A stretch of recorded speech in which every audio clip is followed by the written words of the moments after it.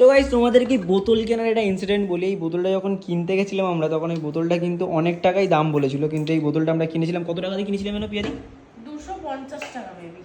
250 টাকা দিয়ে এই বোতলটা কিনেছিলাম। হ্যাঁ, ওটা পরের ভিডিওতে দেখাচ্ছি। তো এই এখানে লেখা আছে দেখো, 7 AM rise and shine, 9 AM let's and get. ভাই এত এত এত ইংলিশ, এত ইংলিশ যদি পড়ে নিতাম তো আমি আজকে মানে অনেকই মানে বড় একটা কিছু হতাম, কিন্তু ঠিক আছে। তারপরে 11 AM রিমেম্বার ইয়োর গোল, ঠিক আছে। তো গাইস যাই না কেন পড়তে পারছি না।